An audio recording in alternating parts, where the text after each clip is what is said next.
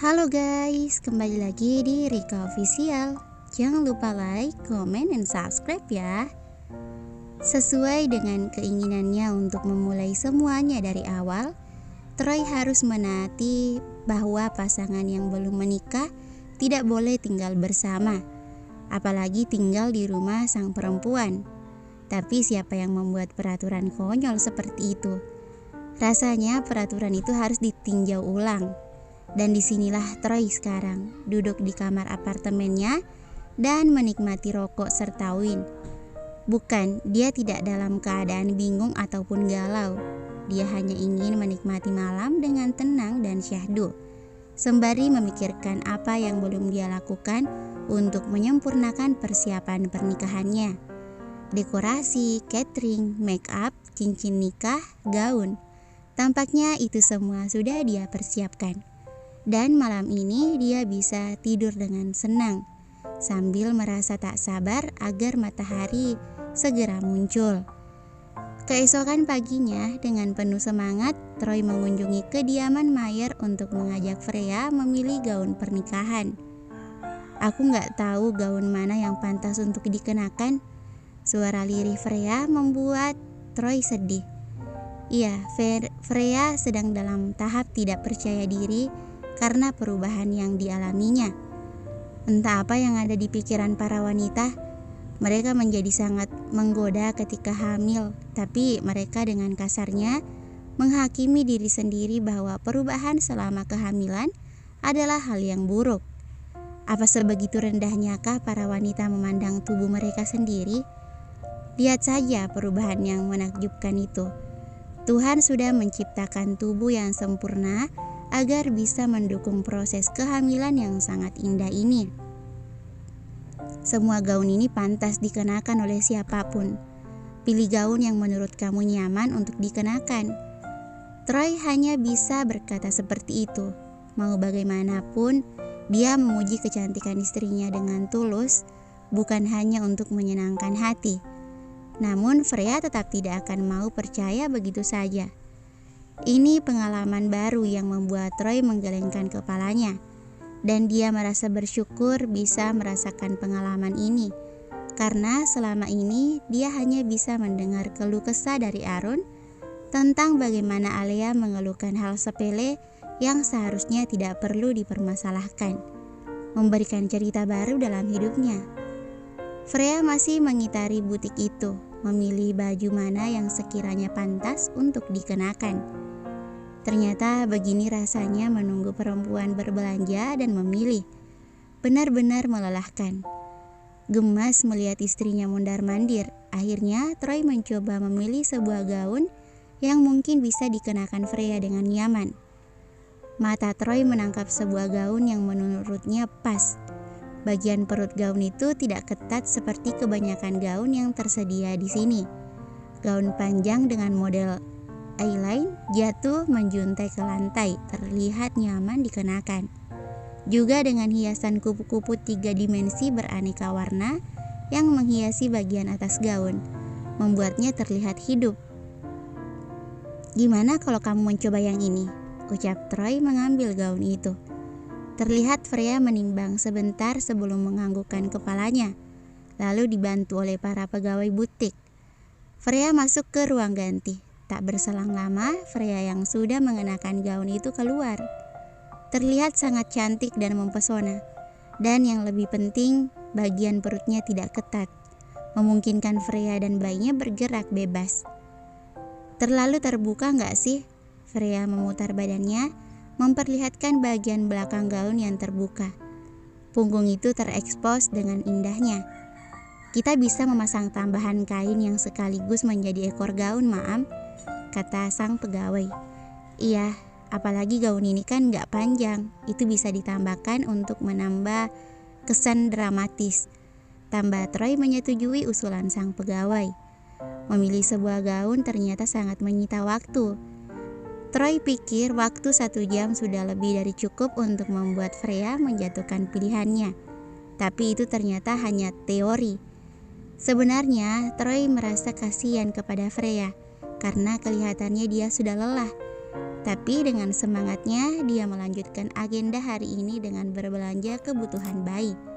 Dengan semangat, dia menyuruh Mr. Khan untuk melajukan mobil menuju pusat perbelanjaan. Karena Freya sudah membuat janji dengan Jovita dan Fritz. Kekhawatiran Troy sebenarnya cukup beralasan. Kesehatan Freya adalah yang utama untuk saat ini.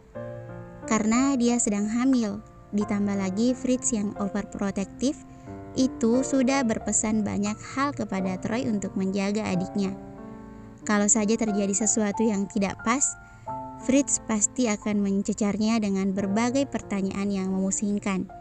Padahal itu semua kemauan Freya sendiri. Waktu berjalan sangat cepat, berminggu-minggu yang penuh sukacita terlewati begitu saja.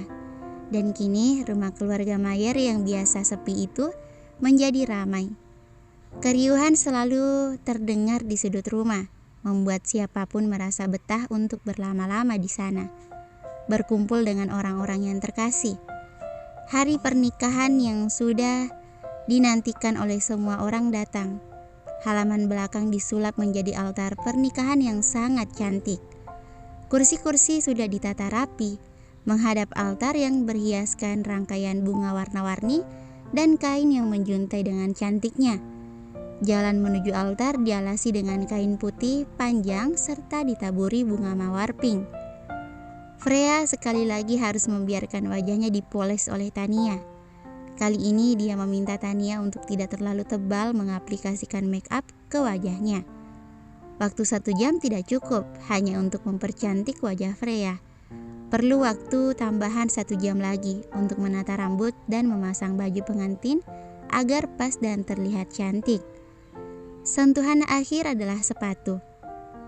Karena sedang mengandung, Freya tidak berani mengenakan sepatu heel yang tinggi. Dan pilihannya adalah block heel yang terlihat kokoh dan nyaman untuk dikenakan selama prosesi pernikahan. Setelah menyelesaikan persiapannya, Fritz masuk ke kamar Freya. Dia terlihat tampan dengan setelannya yang memeluk tubuhnya dengan pas.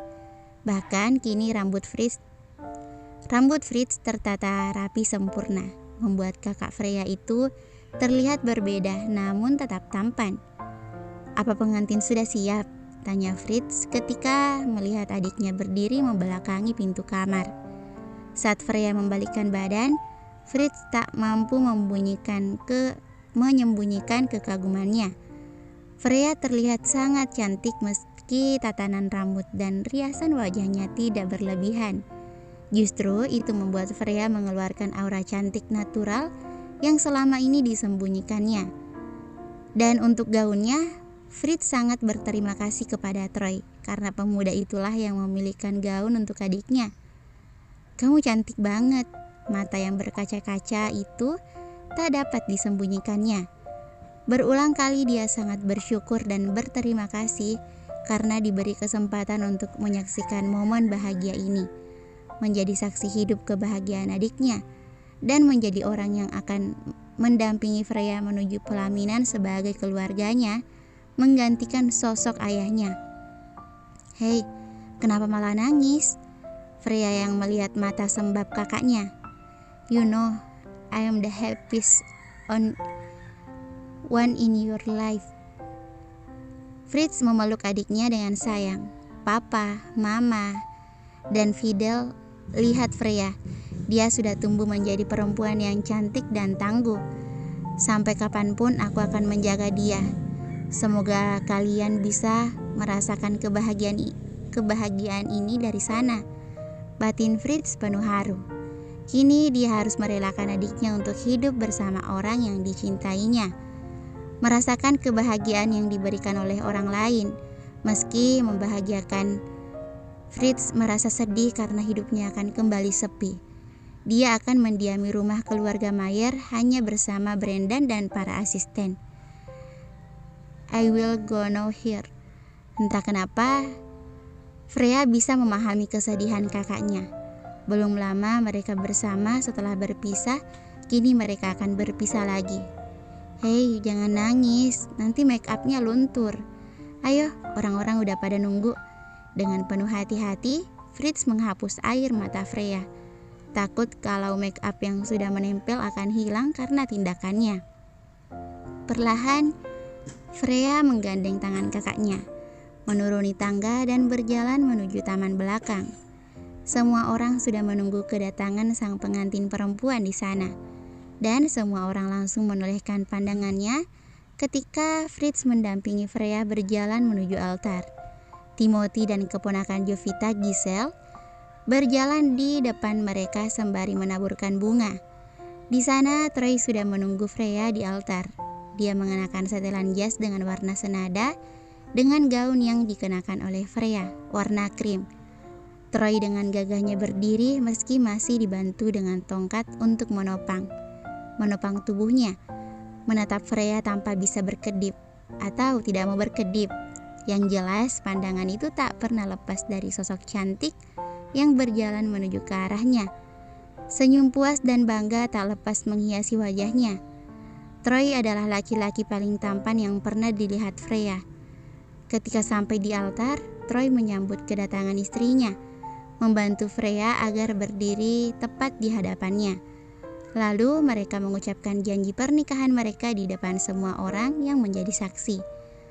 Freya Clarissa Mayer, aku berjanji untuk saling memiliki dan menjaga dari sekarang sampai selama-lamanya.